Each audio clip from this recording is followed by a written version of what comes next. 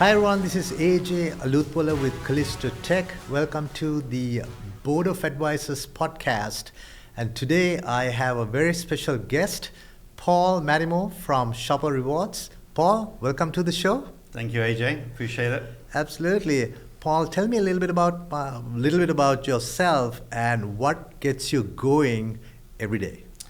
Okay, I'm English, but I'm about to celebrate my 20th wedding anniversary next month with my wife and business partner of 20 plus years next month. We're both English, but we met in India. Oh, wow. We got together in Greece. We moved in together in Thailand. We got married in Spain. And then we've moved to America and have been here the last 13 years. We have a wonderful 20-year-old daughter. And because of that, whilst our businesses and our primary home are in Florida and always have been, we now spend half our time in California and go back and forth every 7 to 10 days. So it's a little bit crazy. But that's me. I own 4 companies. The one that I'm here for at Board of Advisors is Shopr Rewards. It's a FinTech loyalty platform that is here to disrupt the traditional loyalty industry. Traditional loyalty is very broken. Most people are members of loyalty reward programs, but also most people can't remember half of them that they're a member of, don't get to any useful threshold to make any redemption.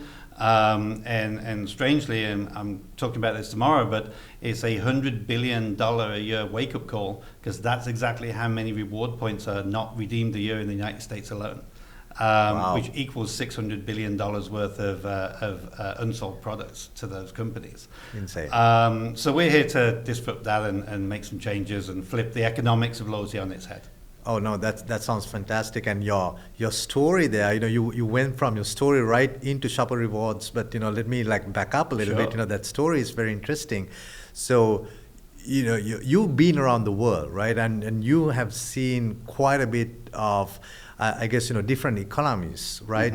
And how they run. Is that what kind of inspired you to start Shopr Rewards? Yes, in a way. So we've both, myself and my wife, have been in the hospitality and travel industry for 30 years. Our other 3 companies are deep-rooted in that industry too. And through that, we've done an awful lot of sales, marketing, operations, and customer engagement.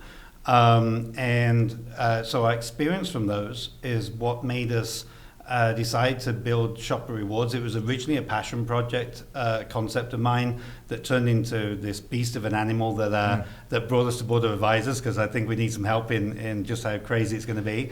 But initially it was to break out of that one industry into any other industry, just for change of pace and a change of just mentality. But yes, around the world, we saw a lot of different things. And when you combine all of those together, it's a bit like one of my other companies, an events company. And I used to speak years ago at 16 events a year around the world. And you always go to them and there's good bits and bad bits. And then you're able to create one with just the good bits, right? Yeah. A little bit like Board of Advisors here, how different it is as a mastermind to other masterminds. So we've kind of done that with Shopr Rewards. We've taken all the bits that are wrong and then flip them on their head so that we can fix the things that both customers want and also what businesses want. Yeah. So talking about that, maybe you can share with our listeners, just maybe maybe a couple to few key differences in your product, the Shopr Rewards versus a platform like eBay, what's that? Rakuten. eBay's Rakuten. Maybe you can talk about just few things. What's the main difference? That type of thing. Absolutely. First of all, Rakuten's an awesome company. Yeah. But what they do is very B2C. It's based on traditional coupons, although digitized to a degree now. Yeah. But coupons mean that it's offers that stores have given out to fill gaps in their purchase cycles, right? Yeah. So it'll be 20% off this item at this store, not 20% off the store. Right. It won't be there next month. It'll be something different. If you download it, it may expire and have other conditions. So basically, coupons, conditions, exclusions, etc., etc. Right. Shopr Rewards is totally the opposite. It's actually got nothing to do with the products or the stores. We have 325 major brands, everything from Apple and Disney to Sephora and Ulta to Petco and PetSmart to AMC and Cinemark to Lululemon and Victoria's Secret to Hulu, Instacart and DoorDash, and so on and so on and so on. Every aspect of your day-to-day life. Yeah. But the rewards come in the form of instantaneous cashback in a mobile wallet that comes from the margins available inside of electronic gift cards. So it's not based on a product, it's based on a expenditure. Right. And so as a merchant of record, we have certain margins, and what we do is we give them back, the vast majority of it, back to the end user to use somewhere else. So the best way to explain it is, if you go to Starbucks and you buy a coffee, you get some stars in your app, and you pay not a lot of attention to those stars, but eventually you have enough stars and the app tells you, hey, you've got a free coffee, or you can get a free mug. Sure. But you have to go back to Starbucks to get that, and the reward is from Starbucks. Right. It's called a one-to-one loyalty program. And that's what most loyalty programs are. Spend money with me, I'll give you something that helps you spend money with me again in the future. Right. So we're the opposite. We're a many-to-one.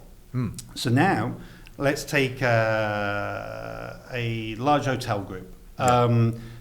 They are giving away rewards, but you may have to spend a lot of time going to those places before you get anything meaningful. Same as a casual airline passenger. You know, you're only going to be on vacation once or twice a year. It's not always the same airline unless you dedicate it to one. The other ones, you get the points, but it doesn't mean a lot to you. In our world, we're able to let you go out into your day-to-day life, spend money in all those other great brands that I told you about, and then spend that money, if you want, back with the company that gave you access to the app. So we're B2B2C. So very different to Rakuten, where it's B2C and anyone can get it.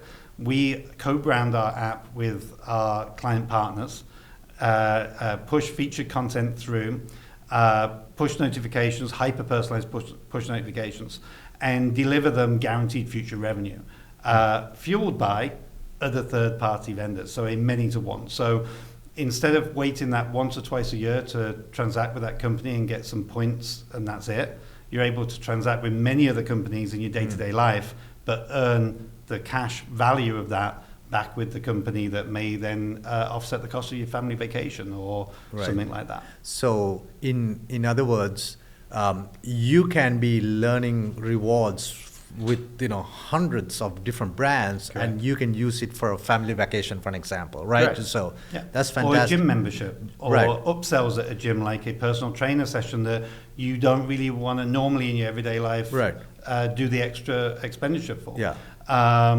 Or car dealerships now, they lose now more than 40% of their service department money to quick oil change places. And so if you had a spare $100 cash back off your oil change, you'd take it to your dealership. And it just drives people back. We actually, funny story, we crafted this because we didn't want to be in the hotel space. We crafted it on a particular airline, I won't name them, and we were saying, how do we fix this problem as a use case to justify why we would build this? And this particular airline is a fantastic airline. I have top tier status on it, but their loyalty program is awful. So they only have 25% of their customers, which is 40 million. They only have 25% that have their credit card. That 25% represents 70% of all reward points earned. And the other 75% of people don't do anything. Then they thought it was a great idea to create a dining program, as a way of adding value. Can you imagine really that you and your partner look up your airline to decide where you're going on date night? No. There's massive disconnect. So with our app, we have co-branded, not white labeled. We have a co-branded because we actually want the customer to think of us when they're shopping, because it's Shopr Rewards. But they see our clients' branding and their offers every time they shop when they're not thinking about it. So especially in travel, if you're only going to travel once or twice a year, then it doesn't matter how many emails you send them, they can only travel once or twice a year.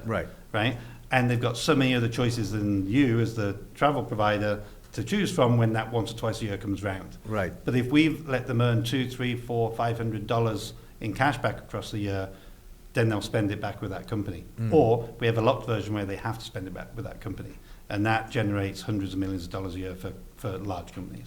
No, that's fantastic. So I know you're going to be speaking tomorrow on stage. Let me ask you, what are you looking for from Board of Advisors? Or how can the Board of Advisors members can pour into you? So three things probably, but I'll quickly explain kind of where we got to come here. Yeah. So our other three companies we built from scratch, never borrowed money, never had investors, never had partners. Myself and my wife built them with gaps in the market from stuff that we learned from the industry that we're in. Shopr was supposed to be this new thing to get us out of the industry, as I said, but when we realized it had bigger promise than we first thought, we realized that we would need not just investment, but investment from the right people that share the vision that we have, that can help open doors. And then also advice from people, which is an incredible environment here at Board of Advisors, on thinking differently. We thought the same way and operated our companies ground up for 20 years. Now we're building one from top down, and we feel like we're novices again. And that's weird, but also very exciting. Yeah. And so every conversation in the room, every piece of advice that goes from one person to another, even if it's not directed at me, I'm gleaning something new that I can apply. And the last 7-8 weeks of going to 2 West Coast events and then coming here to the main event in Dallas has just really opened my eyes to just the potential of what it can be beyond what we thought it could be if it was done our way, as opposed to opening our eyes a little bit more to how the real world, the big world's done in large scale industries, because our new company is infinitely scalable, but very limited in scale if it was just left to me and Sharon doing what we know how to do. Right. And that would be a true waste. That's a true statement, right? So, where do you see with the 3 companies, or 3 or 4 companies now? 3 companies, Four, right? four in total. 4, yeah. So in few years, what do you see as the future for these 4 companies? So the other 3 are very specific. Yeah. We may or may not exit them. Yeah. We haven't done in all this time. Right. So we'll see how that goes. But they are all their own separate entities. Really, we have some shared resources, but they're very core in what they do. Yeah. Shopr is very different. Shopr, I think we will build and structure for a potential IPO. Whether or not that happens doesn't matter, Sure. but we'll structure it that way. Yeah. And Shopr's, like I say, it's still a passion project, but it has so much opportunity that everywhere we go, we find a new use case. And one of the ones that I really want to highlight is our passion for supporting charities. And so we created a version, because we had a conversation with a corporate partner that wanted to involve their charity in it, and we did some custom build to make that work. We realized, why can't we do that for every charity? Right. So now what we want to do as we grow is we want to work with as many charities as we can to revolutionize the way that they fundraise. So imagine you go to some random event like we do and you buy a raffle ticket, and it's $20, right? Yeah. And then you leave. They never took your data particularly, and they never contact you again, and you're invited by someone else, and you're not totally involved in supporting that charity. You were just there at the event. Yeah. Such a shame. They're called one-time donors, and it's 66% of all donations, which is ridiculous. But imagine if Shopr Rewards was part of that raffle ticket. Okay, now there's a selfish element in it. You can save $300, $400, $500, $600, $700 a year on stuff you were buying anyway, but you also have the opportunity to donate some or all of that to the charity that gave you access to it, whilst learning more about that charity, whilst being reminded about online auctions and upcoming events, and whilst Shopr Rewards donates a portion of the revenue that we make to that charity, so they have a guaranteed fueled fundraising from you but you never spent more than the $20 in the first place on that one raffle ticket. That could be worth $200-300 by the end of the year based on your everyday spending that you're doing anyway, without you having to mentally commit or physically go and donate to that charity again. Right. So it will 10x charities fundraising, and that's something on scale is an insane side project of what we're doing. Yeah, no, I mean that sounds fantastic. So, Paul, we talked about some of these great things that you are doing out there with all your businesses.